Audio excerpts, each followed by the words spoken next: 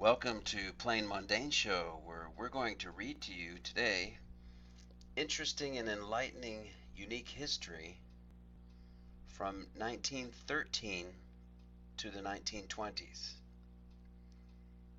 This is the alternative history that you've never heard been taught in school of the families who ran the financial power and secrets of history. Starting in 1913, W. Averell Harriman initiated into Skull and Bones in 1913, the man who helped finance Hitler to power. In 1913, the very heart of Hitler's war machine was the chemical giant IG Farben, which means German Industries of Paints and Dyes, which had an American arm that was controlled by the Rothschilds through their lackeys, the Warburgs, Paul Warburg, who manipulated into existence the privately owned Central Bank of America. The Federal Reserve in 1913 was on the board of American IG, indeed Hitler's IG Farben, which ran the slave labor camp at Auschwitz, was in reality a division of Standard Oil, officially owned by the Rockefellers, but in truth the Rockefeller empire was funded into existence by the Rothschilds. In 1913, the Rothschilds family saw the creation of what they had sought here in the United States, a privately owned central banking system called the Federal Reserve System. It was a joint venture involving very heavy participation, in fact, a lead role by the increasingly powerful Rockefeller interests, but at least the Rothschilds at last had their foot back in the door for control of America's currency. 1914, Harvey Hollister Bundy Sr. began working for Justice Wendell Holmes. Later in 1929, Alger Hiss of Council of Foreign Relations also began working for Justice Holmes. Hiss was a communist spy and later a key player during Franklin Delano Roosevelt's reign. Harvey's son William P. narrowly missed having his career ruined because William had financially helped Alger Hiss. In 1914, the Watchtower Society started transferring all of the doctrines about 1874 to 1914. They explained that Christ's kingdom had been set up invisibly in 1914, and that although secular governments were still in place, their rule was no longer valid. Based on the Society's writings, Jehovah's Witnesses looked forward to momentous events in the year 1918. 1915, John Shaw Todd, his wife's name was Alice, a corrupted police lieutenant before going into politics. John's cronies would come over to his house to the parlor. By 1915, John Todd became one of the most important men in the East. He was appointed Massachusetts Director of Public Health and Welfare, a job that gave him carte blanche to write checks and approve construction and medical contracts, offer political positions on high-paying state committees, most as repayment for favors, and pass funding along to hand-picked organizations and charities. Many believed he lined his pockets on more than one appointment or contract. Edmonds, Andy, Hot Toddy, New York, William Morrow and Company, page 56. His daughter was Thelma Todd. She was known as Hot Toddy. She was an extremely sexy movie actress. In 1915, Charles Taze Russell's Jehovah's Witnesses prediction for Armageddon fails. 1917, United States enters World War I. Rockefellers made $200 million from World War I. 1917 to 1956, Henry J. Fisher ran McCall's Magazine, another Illuminatus of the sixth level. 1917, the Rockefeller Bank, Chicago and New York, had the private fortune on deposit of the Romanov family, separate from Nicholas's government position as Tsar of all of the Russias. This consisted of $400 million in gold at the then price of 20 cents per ounce. Claiming the Tsar and his family falsely dead enabled the Rockefeller bankers to spread out their empire using the fraudulent bankers' use of fractional reserves. Through secret accounts, the Rockefellers for decades thereafter rolled over these funds to their benefit in violation of state escheat laws, providing that bank accounts revert to the state government if not claimed after, in most states, 7 years. Of course, corrupt bank regulators in Illinois and New York have condoned this by the Rockefellers' First National Bank of Chicago and their Chase Bank of New York by Sherman H. Skolnick. In 1917, the Balfour Declaration was a letter from Lord Balfour to Lord Lionel Walter Rothschild. Researchers say the letter was in fact written by Lord Rothschild and his employee, the banker, Alfred Milner. Now get this, one of the most important secret societies of the 20th century is called the Round Table. It is based in Britain with branches across the world. It is the Round Table that ultimately orchestrates the network of the Bilderberg Group, Council on Foreign Relations, Trilateral Commission, and the Royal Institute for International Affairs. How fascinating then that Lord Balfour was an inner circle member of the Round Table. Alfred Milner was the Round Table's official leader after the death of Cecil Rhodes, and the Round Table was funded by Lord Lionel Walter Rothschild. These were the very three people involved in the Balfour Declaration of 1917. The Rothschilds accomplished their other goal, the destruction of Christian Russia, by the way of the Bolshevik Revolution. As in the case for Federal Reserve System, the basic concept was Rothschild inspired, but it was Rockefeller muscle that made the plan a success.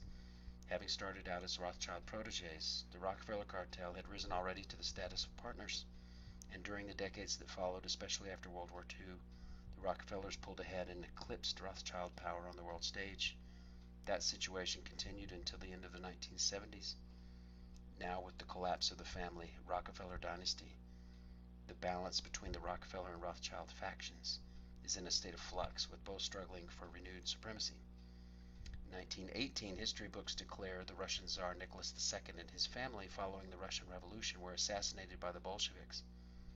July 1918, in a basement of a house in Ekaterinburg, Siberia, by the Treaty of Brest-Litovsk, arranged by Lenin in March of 1918, the Russians ended their war with Germany, enabling the Germans to devote their efforts to the Western Front against the U.S., France, and Great Britain. Lenin's elder brother was among those who assassinated Nicholas's grandfather in 1881, Emperor Alexander II. The treaty had a secret codicil arranged by the Rockefellers and the Rothschilds, who financed Lenin, providing for the safe passage of the Tsar and his family in exile, the Tsar having abdicated the throne on behalf of himself and his young son, heir to the throne, Alexei, in the spring by Sherman H. Skolnick. In 1918, according to Thelemic legend, in 1918 Aleister Crowley came into contact with an interdimensional entity named Lamb, who, by the way, is a dead ringer for the popular conception of the alien Grey, depicted on the cover of Whitley Strieber's Communion. From this purported encounter, some have inferred that the industrious Mr. Crowley intentionally opened a portal of entry through the practice of magic ritual, the Amalantra working, which allowed the likes of Lamb and other alien Greys a passageway into the Earth plane. Furthermore, this portal may have been further enlarged by Parsons and Hubbard in 1946, with the commencement of the Babylon working, thus facilitating a monumental paradigm shift in human consciousness. From 1918 to 1963, John Cocteau was Grand Master of the Prédication, that's the Brotherhood of Zion.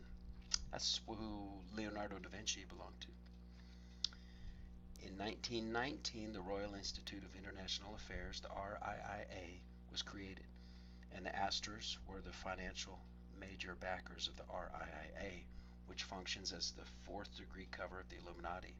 For those who are new to this, the RIIA is the British equivalent to the Council on Foreign Relations, which takes a major role in the policy-making process. In the U.S., Waldorf Astoria was appointed to the RIIA. Just above the CFR RIIA are roundtable groups, which were initially named by Cecil Rhodes as the Association of Helpers.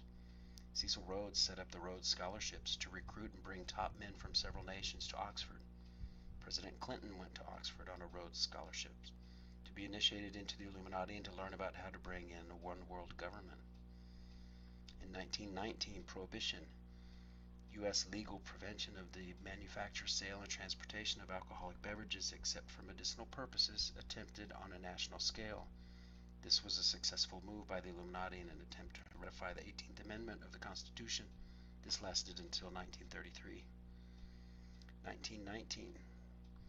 The Versailles Peace Conference near Paris, when the elite of the Round Table from Britain and the United States, people like Alfred Milner, Edward Mandell House, and Bernard Baruch, were appointed to represent their countries at the meetings which decided how the world would be changed as a result of the war these same people had created. They decided to impose impossible reparations payments on Germany, so ensuring the collapse of the post-war Weimar Republic amid unbelievable economic collapse, and thus create the very circumstances that brought the Rothschild Hitler to power. It was while in Paris that these Illuminati roundtable members met at the Hotel Majestic to begin the process of creating the Bilderberg CFR RIA Trilateral Commission Network. They also decided at Versailles that they now all supported the creation of a Jewish homeland in Palestine. As I show in my books, every one of them was either a Rothschild bloodline or controlled by them. 1920s, Thelma Todd, John Shaw Todd's daughter, was known as Hot Toddy. She was an extremely sexy movie actress, but she also had another side to her. She was intimately involved with the mob and men like Lucky Luciano. Hot Toddy was intimate with Lucky Luciano, who made money from gambling, drugs, and prostitution. Hollywood was full of murders and the weirdest sexual habits imaginable. And most of the actors were drug addicts, cocaine, heroin, and booze. That was years before these habits hit the mainstream of American life. Many actors were homosexual. Many, if not most, the list I've seen would indicate most, actors were Jewish. Charles Luciano was nicknamed Charlie Lucifer, the devil. He was the most feared and hated of the underworld bosses. Luciano liked Toddy, both because he was attracted to her and she had a restaurant he wanted to use for one of his bases of operations on the third floor for gambling. Luciano was one of the three major distributors for the Bronfman's narcotics. The Bronfmans were outwardly Jewish and covertly Satanists. Rothstein and Meyer Lansky were the other two Bronfman distributors. Luciano supplied Hot Toddy with her drugs. 1920, Emile Francis DuPont, 1998, graduated from Yale, like a number of DuPonts have. He was an important layperson within the Episcopal Church. Pierre Samuel DuPont belonged to the American Philosophical Society. He also wears the rosette of an officer of the Legion of Honor. Why he got this, I haven't found out. He was on Delaware's State Board of Education from 1919 to 1921. He was the president of General Motors from 1920 to 1923. When he turned it over to Alfred P. Sloan Jr., Pierre Samuel started what is called the buddy system, where DuPont and GM's management worked together. DuPont saved GM from extinction after World War I and has watched over GM since. In 1920, you had the assassination of estimated 400 German public figures. U.S. entry into the League of Nations was blocked in the Senate, and the development of modern advertising techniques emphasizing manipulation rather than information. And in the 1920s, you had Ramsay MacDonald, British Prime Minister during the 1920s, privy to insider info, and who was in favor of working with Communist Russia. Ramsay MacDonald was a member of the Fabian Society, working for a socialist one-world government. He rubbed shoulders with Anne Besant and Clark, a disciple of the Illuminatus Mazzini. Ah, yes, it's Giuseppe Mazzini, the recipient of the letter from Albert Pike, founder of the KKK, who lived in Italy. The two were the European and the American leaders of the Illuminati at the time. Mazzini's the one who started the mafia in Italy, which is a branch of the Illuminati. Thank you for coming to Plain Mundane Show. That's your history roughly between 1910 to 1920. Hope you enjoyed it. Please hit like and subscribe and ring the bell for notifications. I'm out.